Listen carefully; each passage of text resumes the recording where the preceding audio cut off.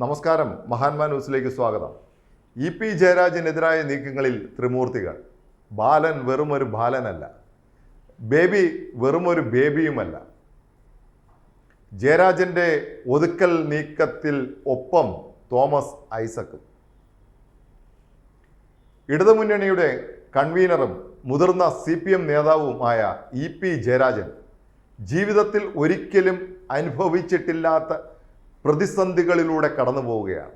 CPM എന്ന പാർട്ടിയുടെ കണ്ണൂരിലെ വളർച്ചയിൽ സുപ്രധാന പങ്ക് വഹിച്ച നേതാവാണ് ജയരാജൻ.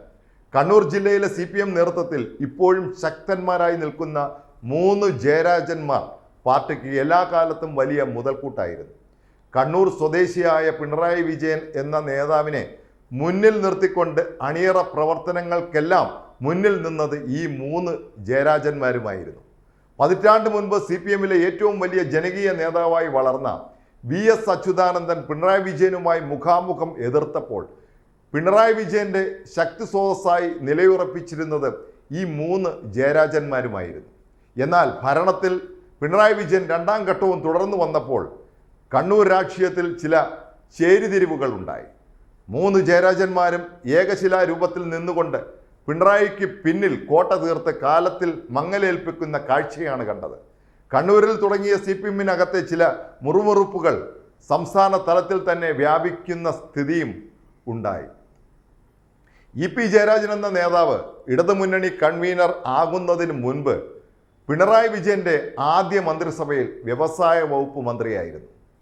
കഴിഞ്ഞ നിയമസഭാ തെരഞ്ഞെടുപ്പിൽ സ്ഥാനാർത്ഥിത്വം പോലും ലഭിക്കാതെ വന്നപ്പോൾ മടുപ്പ് പ്രകടിപ്പിച്ച ജയരാജനെ സന്തോഷിപ്പിക്കാനാണ് പാർട്ടി ഇടതുമുന്നണി കൺവീനർ പദവി നൽകിയത്.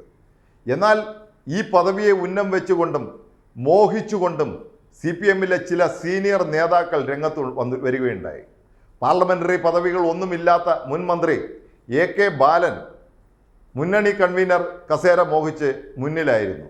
മുൻ മന്ത്രിയും പോളിറ്റ് ബ്യൂറോ അംഗവുമായ MA ബേബിയും ഈ കസേര മോഹിച്ചിരുന്നതാണ്. മുഖ്യമന്ത്രി പിണറായി വിജയന്റെ തെക്കൻ കേരളത്തിലെ ചില CPM നേതാക്കളുടെയും ശൈലികളിൽ പ്രതിഷേധിച്ച് നിന്നിരുന്ന മുൻ മന്ത്രി തോമസ് ഐസക്കും ഈ പദവി ആഗ്രഹിച്ചിട്ടുണ്ട്. ജയരാജന് ഇടതുമുന്നണി കൺവീനർ സ്ഥാനം നൽകുന്നതിന് നിർബന്ധം പിടിച്ചത് മുഖ്യമന്ത്രി പിണറായി വിജയൻ തന്നെയായിരുന്നു. മുഖ്യമന്ത്രിയുടെ ഏകപക്ഷീയമായ ഈ പ്രഖ്യാപനം AK ബാലനെയും MK ബേബിയെയും തോമസ് ഐസക്കിനെയും നിരാശപ്പെടുത്തുകയുണ്ടായി. തുടർന്ന് ഇങ്ങോട്ടുള്ള കാലയളവിൽ ജയരാജന് എതിരായ ചില നീക്കങ്ങൾക്ക് തന്ത്രം മെനഞ്ഞത് മുൻമന്ത്രി AK ബാലനായിരുന്നു എന്ന സൂചനകളാണ് പുറത്തു വരുന്നത്. ബാലനൊപ്പം ഈ നീക്കങ്ങളിൽ ഒരുമിച്ച് നിൽക്കാൻ MA ബേബിയും തയ്യാറായി എന്നാണ് അറിയുന്നത്.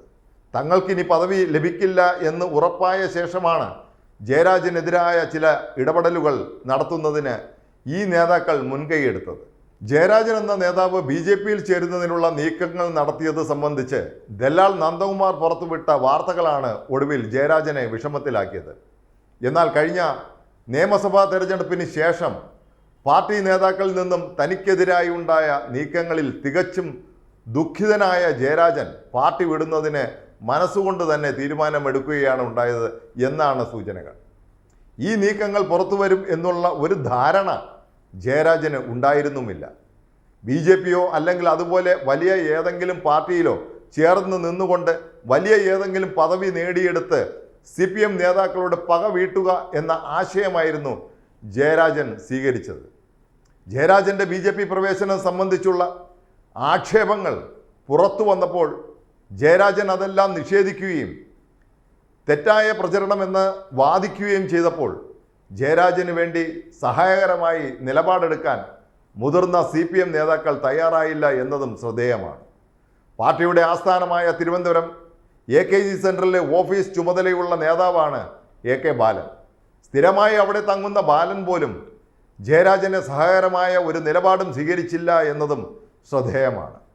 പാർട്ടിയുടെ നയപരമായ കാര്യത്തിലും താത്വികമായ വിഷയങ്ങളിലും ചാടി വീണ അഭിപ്രായം പറയുന്ന സ്വഭാവക്കാരനായ MA ബേബിയും ജയരാജൻ വിഷയത്തിൽ ഒരു അക്ഷരം പോലും മിണ്ടിയില്ല എന്നതും ശ്രദ്ധിക്കേണ്ട കാര്യമാണ്.